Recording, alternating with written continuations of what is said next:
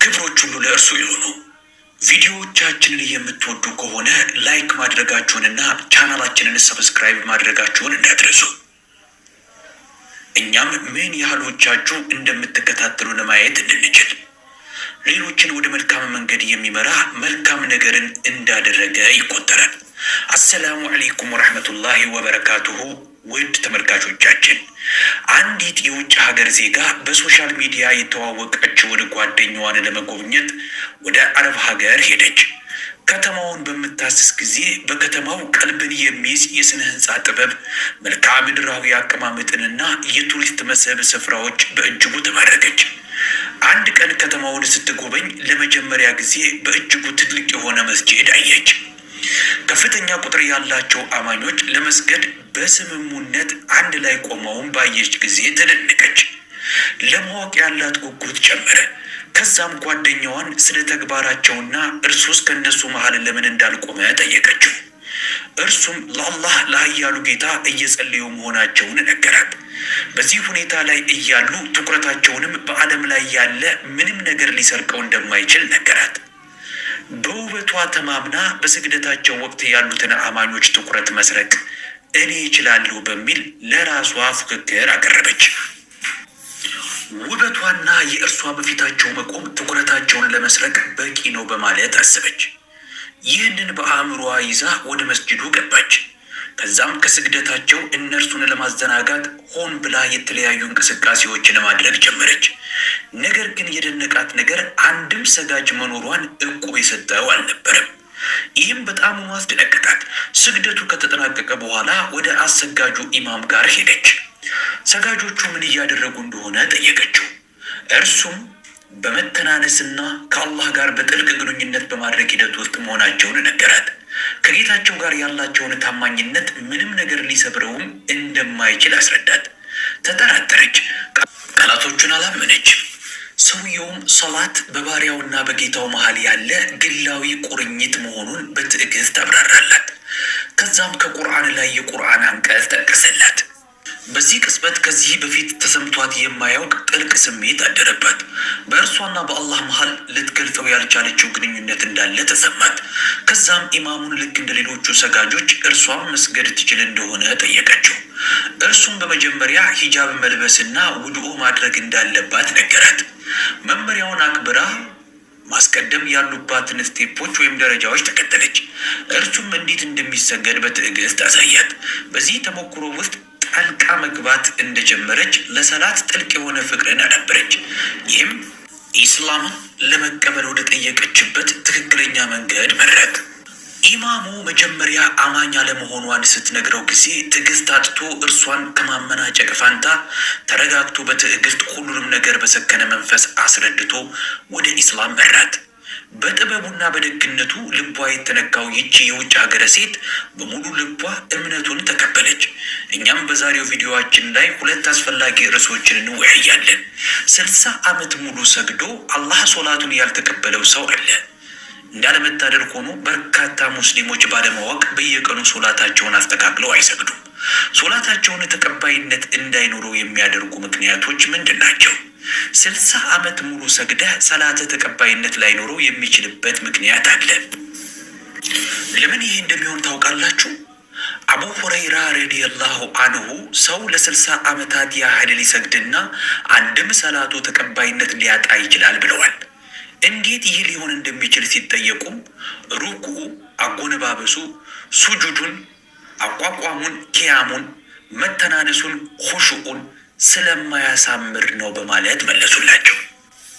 ዑመር ኢብኑ ኸጧብ ሰው እድሜውን በሙሉ በኢስላም ውስጥ ሊኖርና ግን አንድም ረክዓ ለአላህ በአግባቡ አሟልቶ ላይሰግድ ይችላል ብለዋል። ይህ እንዴት ሊሆን እንደሚችል ሲጠየቁም አጎነባበሱን፣ ሩኩዑን፣ በግንባር መሬት አነካኩን፣ ሱጁዱን ስለማያሳምር ነው ብለዋል። ኢማም አሕመድ ቢን ሐንባል አላህ ይዘንላቸው ሰዎች የሚሰግዱበት ግን የእውነት የማይሰግዱበት ጊዜ ይመጣል ብለው ነበረ። ኢማም አልጋዛሊ አላህ ይዘንላቸው እንዲህ ሲሉ አስጠንቅቀዋል። ሰው ለአላህ የቀረበ መስሎት ተጨማሪ ስግደቶችን ያደርጋል። ነገር ግን በአላህ ይሁንብኝ የዛ ስግደቱ ኃጢአት በከተማው ሰዎች መሃል ከተስፋፋ ያጠፋቸዋል ይህ እንዴት ሊሆን እንደሚችል ሲጠየቁም የሰጡት ምላሽ እንዲህ የሚል ነበረ። ከጌታው ፊት ግንባሩን መሬት ያስነካል። ነገር ግን ልቡ በሚያዘናጉ ነገሮች፣ በኃጢአቶች፣ በፍላጎቶችና በዓለማዊ ነገሮች ፍቅር ተይዟል። ይህ ምን አይነት ስግደት ነው? ነቢዩ መሐመድ ሰለላሁ ዐለይሂ ወሰለም የአይኖቼ እርጋታ በሰላቴ ላይ ነው በማለት በሰላት ውስጥ የሚያገኙትን ደስታ፣ ምቾት፣ እርካታ፣ ሰላም ገልጸዋል። ውድ ወንድምና እህቶቼ በአላህ የሆነባችሁ የአይናችሁ መርጊያ የሆነን የእውነት 2 ረክዓ ሰላት ሰግዳችሁ ታውቃላችሁ? ለአላህ ብላችሁ 2 ረክዓ ሰላት ለመስገድ ወደ ቤት ለመመለስ ጓግቷችሁ ታውቃላችሁ? ከአላህ ጋር ብቻችሁን ለመሆን ምሽቱን ናፍቃችሁ ታውቃላችሁ? ኃያሉ አላህ እንዲህ ብለዋል። ለእነዚያ ለአመኑት ለአላህ ተግሳጽና ከቁርአንም ለወረደው ልቦቻቸው ሊፈሩ እንደ እነዚያም በፊት መጽሐፉን እንደተሰጡትና በእነርሱ ላይ ጊዜ እንደረዘመባቸው ልቦቻቸውም እንደደረቁት ላይ ሆኑ ጊዜው አልቀረበምን? ከእነርሱም ብዙዎች አመፀኞች ናቸው። ሱራ ሐዲድ ምዕራፍ 57 አንቀጽ 16። ኢብን መስዑድ ረዲየላሁ አንሁ እስልምናን በመቀበላችንና በዚህ አንቀጽ መውረድ መሃል የነበረው ርቀት የ4 ዓመት ያህል ጊዜ ብቻ ነበር ብለዋል። ነገር ግን ኃያሉ አላህ ገሰጸን፣ እኛም ትህትናን በማጣታችን አለቀስን። በየስፍራው ይህን አንዳችን ለሌላኛችን የአላህን ቃላቶች አልሰማችሁም? አላህን በማስታወስ ልቦቻቸው ለሚፈሩት ልቦቻቸው እንደደረቁት ላይ ሆኑ ጊዜው አልቀረበምን የሚለውን የአላህ ቃል እናስታውሳለን። በዚህም አንዳችን በአላህ ተግሳጽ ወድቀን እናለቅሳለን። አላህ ከሰጠው ተግሳጽ እንዲጠብቀን በማለት ተናግረዋል። ወንድምና እህቶቼ አላህ በዚህ አንቀጽ የገሰጻችሁ መስሎ ተሰምቷችሁ ያውቃል? የኃጢአቷን ትንሽነት አትመልከቱ፣ ያልታዘዛችሁትን ጌታ ታላቅነት ተመልከቱ። ኦ አላህ አሰጋገዳችንን፣ አቋቋማችንን፣ ሩኩዓችንን፣ ጸሎታችንን እና መልካሙን ስራችንን ተቀበለን። ኦ አላህ በሶላታችን ላይ ምቾታችንን አድርገው፣ ሶላታችንን የአይናችን ማረፊያ ያደርግልን።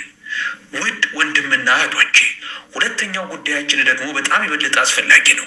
ችላ ከተባለ አንዱም አምልኳችሁ ወይም ስግደታችሁ በአላህ ተቀባይነት አያገኝም።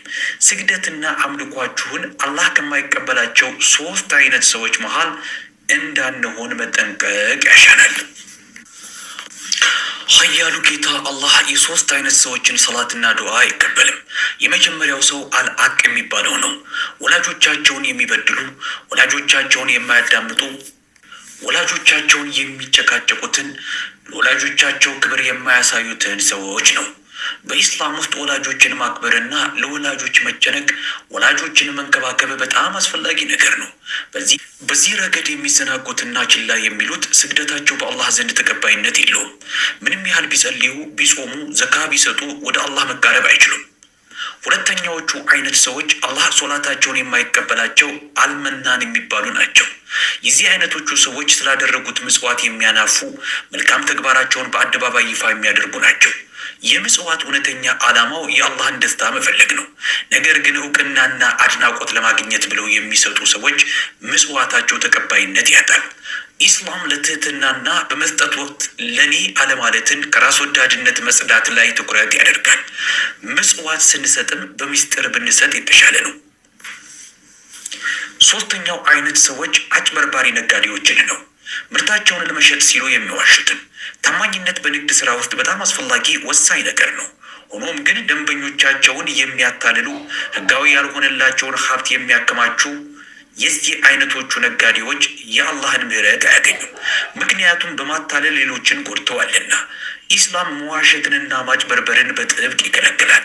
በተለይ በስራ ጉዳዮች ውስጥ በጣም የተኮነነ ተግባር እንደመሆኑ ሁላችንም ህይወታችንን በኢስላማዊ አስተምህሮት መሰረት ለመኖር መጣር አለብን።